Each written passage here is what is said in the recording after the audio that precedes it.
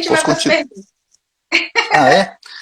Então, como eu estava dizendo, desse segundo movimento, por exemplo, para te dar ideia, hoje nós temos vários tipos de movimento do feminismo, né? Nós temos um Isso. movimento que são os dois mais conhecidos, que é o chamado movimento radical, né? E o movimento liberal. Esses dois movimentos, eles aparecem em momentos que são diferentes, mas eles também têm conotações, como é que eu posso dizer assim, vertentes de olhares não tão sincrônicos. Por exemplo, o liberalismo feminino, o movimento liberal, as mulheres buscam o seu espaço político. Mas a gente vê hoje partidos, os partidos fazem assim, a mulher precisa estar no Congresso, a mulher precisa estar na Câmara dos Deputados. Quantas mulheres você gostaria que estivesse lá? Isso é um liberalismo feminino, tá? Ela não luta pela questão de dizer assim, vamos desfazer-se do homem. Não, ela quer estar junto ali, pau a pau com o homem, ela quer o seu espaço. É uma ideologia política. Isso é o liberalismo, né? Essa busca. Agora tem a vertente que é radical. Radical, a gente quando fala de radicalismo, a gente já pensa no telejornal, quando fala assim, os radicais, os radicais. E radicais e extremistas são duas coisas totalmente diferentes. Né? Hoje o termo radical está tomando o lugar de extremista. O radical é buscar a questão da raiz, tá certo? E nessa busca da raiz, das suas origens, que a mulher vai exatamente achar que nisso aí eu não vou tirar a razão dela. E eu vou explicar por quê. Quando ela diz assim, não, mas nós somos iguais aos homens. Agora, o liberalismo até que acrescenta isso. Mas a questão que ela quer fazer é retirar esse homem de uma posição e estar como se fosse acima dele. Isso aí se torna uma coisa bem prejudicial. Eu vou dizer o porquê que eu não tiro certa razão de determinadas mulheres e eu vou recorrer à questão da criação. Tá? Quando Deus faz o homem e fez a mulher, ele não fez a mulher numa condição subserviente do homem. A palavra disjuntora quer dizer o quê? Aquela que está para ajudar. Não existe chefe no Jardim do Éden. Ninguém manda em ninguém. Ah, então existe uma anarquia? Não, não que existe uma anarquia. Ou uma anomia? Não. O que é anomia? A ausência de lei, né? O que é anarquia? A anarquia é aquela convivência onde não existe hierarquia. Mas não é um anarquismo, mas existe uma cumplicidade em termos de administração. Ambos estão ali e são ambos iguais, tá? Então ninguém manda em ninguém. Agora, a questão é que o relato criacionista, e o criacionismo aí no conceito é bíblico, ele relata que a partir do pecado há uma sentença divina que diz que a mulher teria todo o seu desejo, ou seja, a sua dependência para o homem, né? Por quê? Porque ela tinha pecado. Ela teria sido a causa primeira disso aí. Tudo bem, existe um relato que as feministas, lógico, vão dizer isso, mas o relato bíblico é exógeno, ele é machista, né? Ele é patriarcal. É claro que vai colocar a mulher numa posição subserviente, etc, e etc.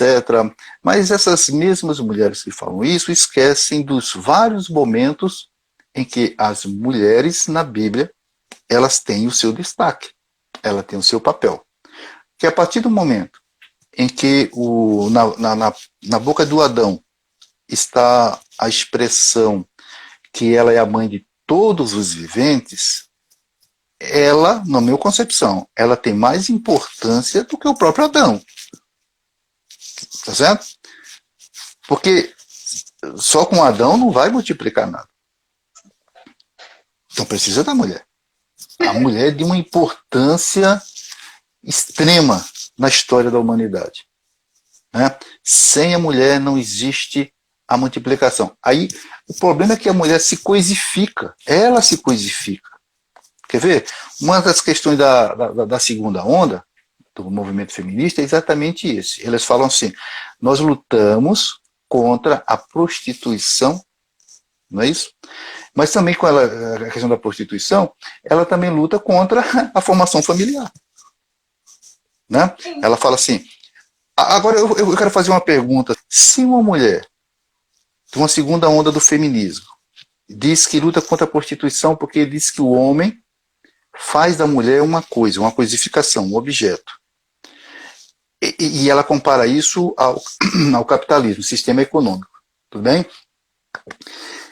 Então, por que ela se submete quando o homem dá um X pelo corpo dela para a prostituição? Não é nem o corpo dela que ele vai vender, é a imagem do corpo dela.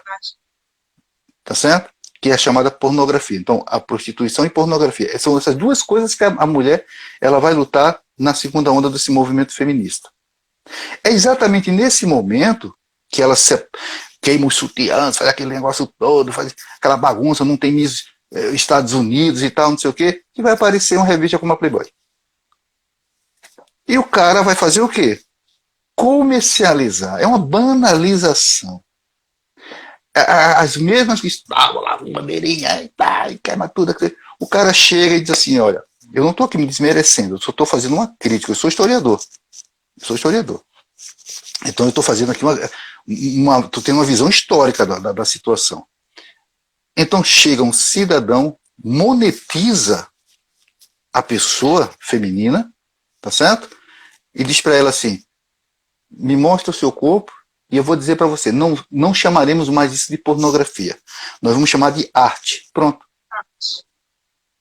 Chama de arte. Então hoje nudez não é mais pornografia, nudez virou arte. Então, em nome da chamada arte, ela se despe, fica sensual, vende seu corpo, para fazer o quê? Ela está fazendo aquilo para outra mulher ver? Ela não está fazendo para o homem. Você está entendendo o vento contrário, o conflito com as ideias, que se luta por uma coisa, se briga por uma coisa, e na mesma atmosfera temporal, ela se sujeita. Aí você pode dizer assim, não, mas as que foram fazer essas coisas não fazem parte do movimento. Bom, a partir do momento que as pessoas estão encabeçando alguma coisa, deveriam se responsabilizar pelas atitudes das suas semelhantes, ué. Mas a questão é essa, é que esses movimentos não têm unanimidade. Não tem unanimidade. Você sabe que os maiores críticos dos movimentos feministas não são os homens. Não são. São as próprias mulheres. São as próprias mulheres. Elas mesmas criticam o movimento. Muitas delas não aceitam a representação dessas pessoas, por exemplo, que defendem o aborto. Eu sou dona do meu corpo, eu faço o que quiser com o meu corpo. Não, tudo bem, você é dona do seu corpo, faça o que quiser do seu corpo. Agora, por exemplo, estou falando em relação ao aborto, mas a criança, o feto que está dentro da pessoa, ela não faz parte do seu corpo. Ela está ligada por um cordão umbilical e colada na placenta, mas ela não faz parte do seu corpo. Juridicamente, ela tem proteção, porque o aborto no Brasil, por exemplo, é proibido. E o atentado à vida é crime. Então alguém fala assim, eu não quero esse neném. Simples, use preservativo anticoncepcional, ou então viva uma vida casta, não é verdade? Agora, ter o seu corpo como uma forma de viver dentro de uma filosofia epicureia, epicurismo, ou seja, todos os prazeres da vida. Eu quero fazer o que eu quiser, faço o que quiser, bebo e me desmantelo, como se isso fosse um grito de liberdade. Isso não é um grito de liberdade.